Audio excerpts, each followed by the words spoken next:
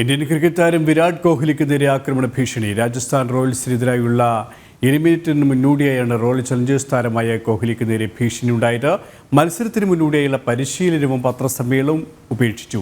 അതേസമയം കനത്ത ചൂട് മൂലമാണ് പരിശീലനം ഒഴിവാക്കിയതെന്ന റിപ്പോർട്ടുകളും പുറത്തുവരികയാണ്. കൂടുതൽ വിവരങ്ങളുമായി നിഖിൽ ചേരുകയാണ്. നിഖിൽ, വിരാട് കോഹ്ലിക്ക് നേരെ ആക്രമണ ഭീഷണി, ഇത് സംബന്ധിച്ച മറ്റ് വിശദാംശങ്ങൾ എന്തൊക്കെയാണ്? ഒപ്പം ചൂട് കാരണമാണ് ഈ പരിശീലന മത്സരവും പത്രസമ്മേളനവും ഉപേക്ഷിച്ചത് എന്നുള്ള വിശകലനങ്ങളും പുറത്തു വരികയാണല്ലേ?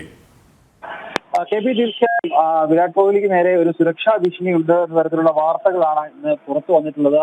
ഇതിൽ തന്നെ എടുത്തു പറയേണ്ട കാര്യം, ഇന്ന് റോയൽ ചലഞ്ചേഴ്സ് ബാംഗ്ലൂരും രാജസ്ഥാൻ റോയൽസും തമ്മിലുള്ള എലിമിനേറ്റർ മത്സരം, IPL എലിമിനേറ്റർ മത്സരം നടക്കുന്നുണ്ട്. ഈ ഒരു മത്സരത്തിന് മുന്നോടിയായിട്ടുള്ള പരിശീലനം, അതായത് ടീമിന്റെ പരിശീലനവും ഒപ്പം തന്നെ ടീമിന്റെ വാർത്താ സമ്മേളനവും ഒഴിവാക്കിയിരുന്നു.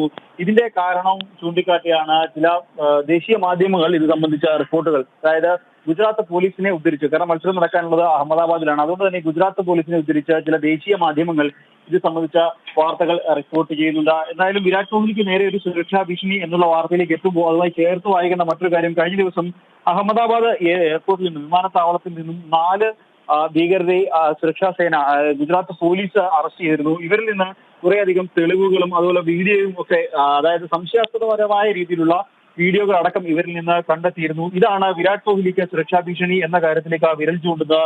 എന്തായാലും ഇതുമായി ബന്ധപ്പെട്ട ഔദ്യോഗിക പ്രതികരണങ്ങൾ ഒന്നും തന്നെ ഇതുവരെ വന്നിട്ടില്ല.